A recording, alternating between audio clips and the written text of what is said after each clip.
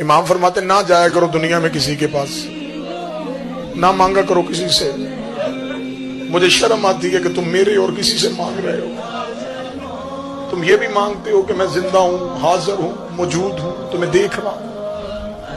اتنا کر لیا کرو۔ رات کو سوتے وقت معصوم کا فرمان ہے، بادشاہ کا، 12ویں کا، مولا فرماتے سونے سے پہلے مجھ سے سرگوشیاں کیا کرو۔ سرگوشی کرنا کیا؟ چپ کے باتیں کیا کرو۔ جب سارے سو جائیں تکیے میں سر رکھ کے مجھے اپنے درد بتایا کرو، مولا مجھے یہ بھی تکلیف ہے، مولا مجھے یہ بھی حاجت ہے۔ امام کہتے تو ایک بار مجھ سے اس طرح مانگ تو صحیح، صبح کا سورج نکلنے سے پہلے۔ میں سنی بھائیوں کے لیے، شیعہ گھر کے بچے کو پتہ ہے، میں سنی بھائیوں کے لیے قسمیں دیتا ہوں، مجھے اللہ کی ربوبیت کی قسم، مجھے نبی کی رسالت کی قسم، مجھے بطول کی وراثت کی قسم، مجھے حسن کے کفن کی قسم، مجھے حسین کی 13 ضربوں کی قسم، مجھے اکبر کے جگر کی قسم، مجھے عباس کے کٹے ہوئے بازوں کی قسم، یہ قسمیں دی ہیں میں نے سنی بھائیوں کے لیے۔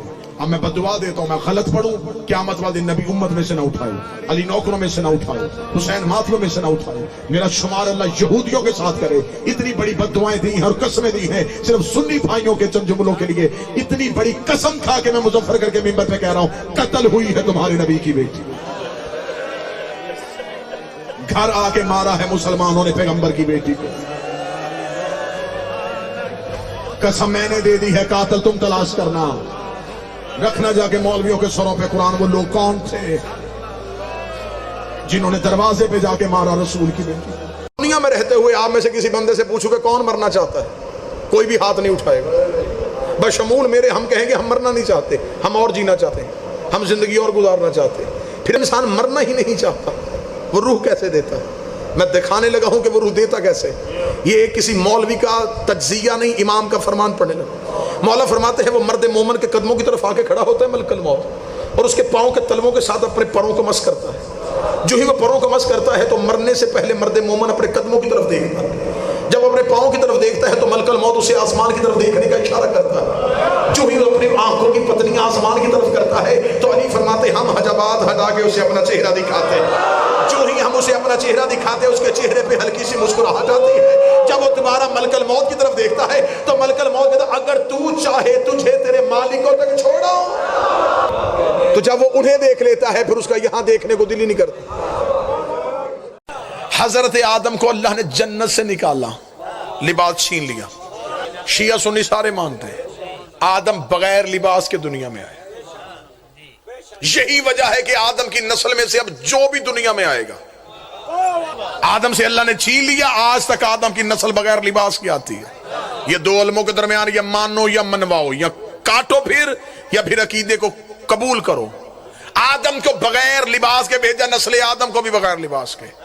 اب اگر دنیا میں کوئی لباس پہن کے آئے تو پھر مان لینا یہ بعد آدم نہیں، کیونکہ آدم کی نسل تو لباس کے بغیر آتی ہے۔ دو علموں کے درمیان کھڑا ہوں، میرے 12 میں سے ایک بھی بغیر لباس کے دنیا میں نہیں آیا۔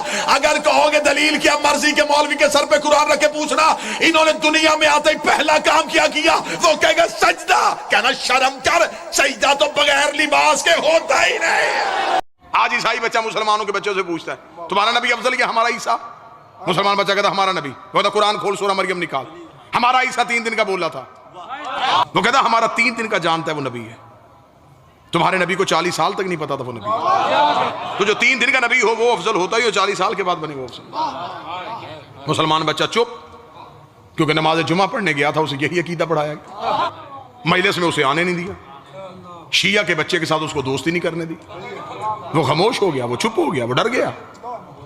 یہ ہے فخر ہمیں۔ اٹھا میری قوم کا 4 سال کا بچہ، لے جا اسے کسی عیسائی پادری کے پاس، وہ جا کے کہے گا ہمارا عیسیٰ 3 دن کا بولا تھا۔ شیعہ بچہ فوراً دیکھ رہا، اس میں پریشانی والی کون سی بات ہے؟ ہمارا علی پہلے دن آ کے نبی کے ہاتھوں پہ بول کے کہہ رہا تھا تجھے توریت سناؤ، انجیل سناؤ، زبور سناؤ یا قرآن سناؤ۔ علی نے بول کے ثابت کر دیا تھا، عیسیٰ کے بولنے پہ فخر نہ کرنا، یہ کام محمد کا نائب ہی کر لیتا۔ جی آپ سارے صحابہ کو کیوں نہیں مانتے؟ آپ کی کتاب میں نہ ہو تو مجھے جس مرضی چوک پہ بلانا، تمہاری کتابوں میں لکھا ہے کہ رسول نے جو آخری حج کیا جسے حجت الوداع کہتے، اس آخری حج میں جو آپ کی کتابوں میں تعداد لکھی ہے وہ تعداد ہے 1,22,000 کے قریب صحابی تھے۔ اور ایک میں ہے 1,25,000 کے قریب صاحب. 1,25,000 صحابہ اکرام رسول کے آخری حج میں تھے. مہربانی کر کے یہ سارے ملک کے مولوی میری آنکھوں کے سامنے بٹھاؤ. 1,00,000 چھوڑ 25,000 کے نام بتا. 25 چھوڑ 20,000 کے بتا.